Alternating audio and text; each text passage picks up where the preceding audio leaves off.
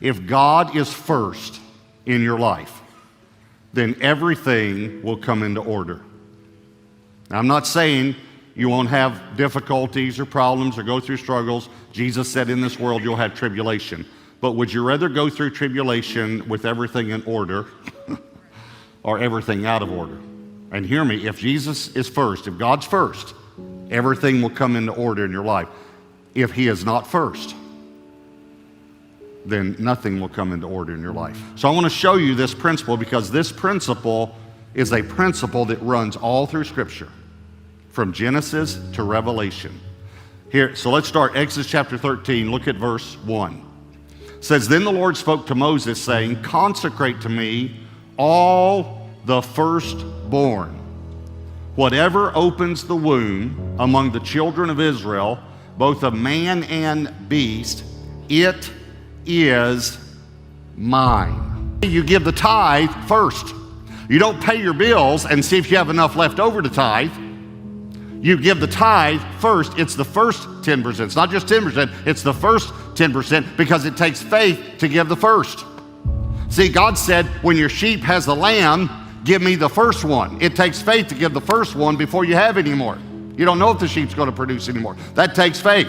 God didn't say, wait until your sheep has 10 and then give me one of them, and you can give me the one that keeps getting in your garden that you don't like.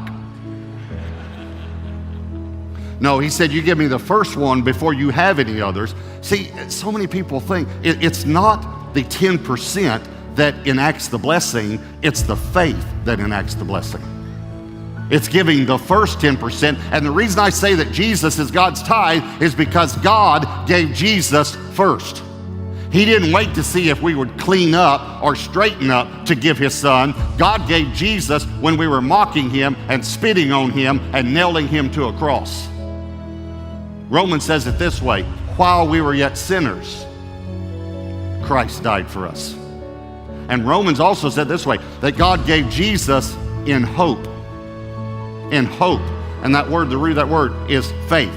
In faith, we give our tithe in faith. When you give the first to God, the rest are redeemed. That's what this is saying. So hear me clearly. Don't give the first portion to the mortgage company, because the mortgage company does not have the power to bless your finances. But God does. The first portion, first 10%, goes to God. You can stay there in Exodus 13. Look at Proverbs 3, verses 9 and 10. Honor the Lord with your possessions and with the first fruits of all your increase. Bonuses, everything. So your barns will be filled with plenty, and your vats will overflow with new wine. Okay, this says to honor the Lord with the first of our increase. I just want to make a note here. This is in Proverbs. This is not the law. This is not under the law. This is hundreds of years after the law. This is a principle that runs all through Scripture. Let me show you another scripture, Exodus 23:19. The first of the first fruits. I kind of like that phrase because it's like God is saying, listen closely if you don't know what first means. The first of your first fruits, of the first fruits of your land. Now watch these words. You shall bring, that's an important word, bring, into the house of the Lord your God. But I want you to notice the word bring. The reason God uses the word bring instead of the word give when he talks about tithing is because you can't give what doesn't belong to you. You have two choices according to Scripture. And I know this is strong, but I've studied this for over 30 years now. You have two choices when it comes to the tithe according to Scripture. You can bring it or you can steal it. Those are the only two choices. There's no other choice according to Scripture. They either brought it or they stole it. Remember when God said, bring all the silver and gold from Jericho? That Achan kept some. And of course, the next city, then they lost the battle until they brought it to the house of God. But here was the point. In Joshua chapter 6, God calls the tithe consecrated or set apart. Same thing he called the firstborn. But in Joshua 7, once Achan took it, he said, Israel has stolen from me, and they're cursed. They're cursed.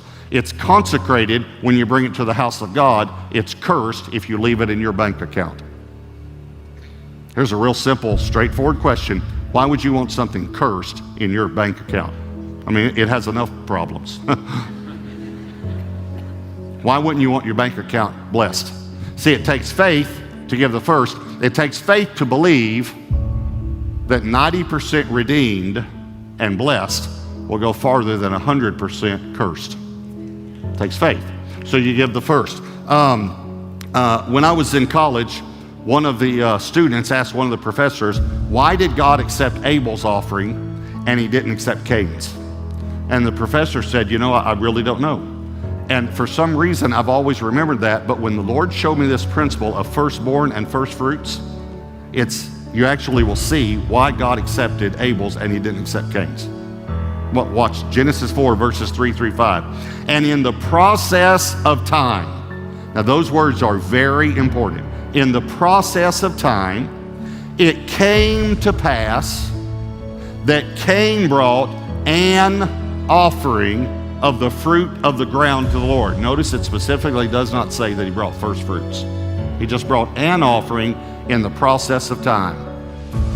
Abel also brought of the firstborn of his flock and of their fat, and the Lord respected, or this word could be received, Abel and his offering. Notice the persons received too, not just the offering. But he did not respect or receive Cain and his offering.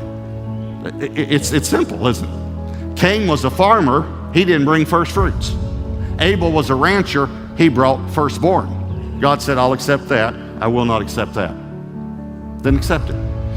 Now, I'm going to take you a little farther in this, and that is that it's not just that God wouldn't accept it, it's that God couldn't accept it. There are some things God can't do. God can't act outside of himself. He can't act outside of his character. One of the greatest studies you could ever do would be the attributes of God, to know who God really is. Okay, so let me tell you a few things that God can't do. Number one, God can't change. He can't change. This is called the immutability. This would be the doctrinal theological word, the immutability of God. It's impossible for God to change. The reason God can't change is because if God could change, he could get better, and God can't get better because he's perfect. So God can't change. The second thing God can't do, I'll just give you some examples, is that God can't think the way we think. Now, I'll clarify that because we know the Bible talks about the thoughts of God, but that actually proves this theology. God can't think the way we think. Let me just help us with this. The reason God can't think the way we think is because here's the theological word, omniscient.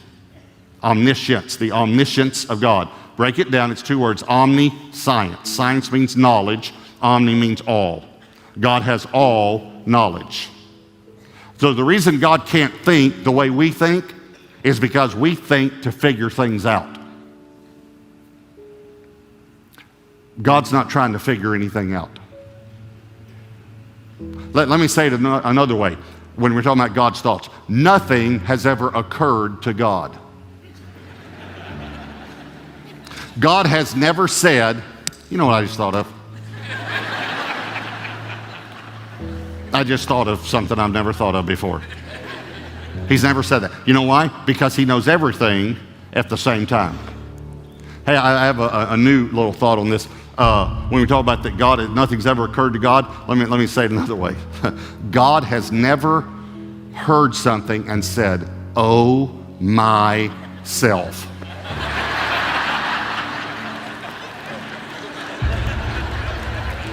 I mean, he wouldn't say, oh my God, he'd say, oh my. Okay, all right, so. So God can't think the way we think. Now, when I said God can't think, you might have remembered the scripture and thought, wait, there's a scripture talks about, that proves this. Here's what the scripture says in Isaiah, my thoughts are not your thoughts. I don't think the way you think. As the heavens are above the earth, my thoughts are higher than your thoughts. I don't think the way you think. That's what he's saying. Okay, so there's some things God can't do. Let me tell you how this relates to this.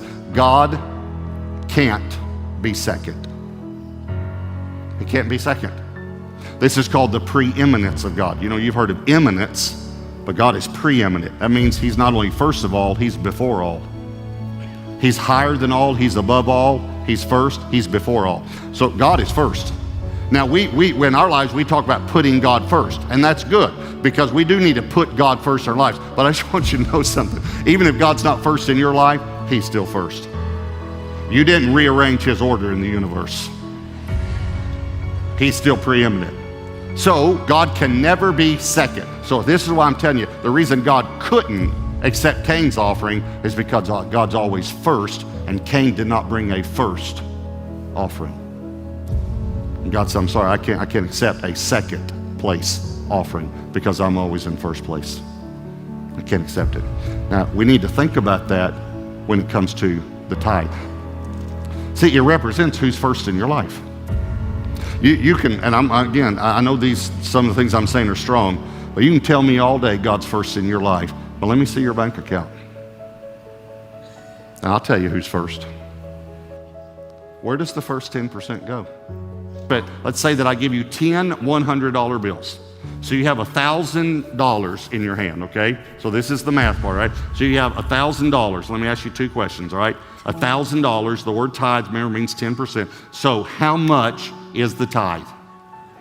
$100, all right? I know some of you still carry the, okay. But that's all right, that's okay. All right, so it's $100, that's right. But you have 10 $100 bills in your hand, so which one is the tithe?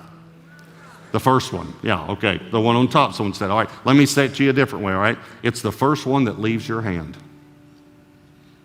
That's the tithe. In other words, if you go home and you say, let me set aside some for the mortgage, some for the car, some for utilities, some for clothes, and here's God's part. No, that's not God's part. You gave God's part to the mortgage company. Because here's what a lot of people do. Okay, let me set aside some for this and this and this, and oh, there's not enough left over for God. Can I say something nicely to you, but firmly? He wouldn't accept it anyway, because our God does not accept leftovers. Matter of fact, He says it in Malachi. He says, you bring me the blind and the lame animals, and I do not accept them. I accept the first. Because I'm not legalistic about it. And listen to me, God's not legalistic either. I'm not trying to give you a legalistic principle today. I'm trying to give you a principle that's about your heart. This is a principle that's all through Scripture. It's called the principle of first. Is God first in your life?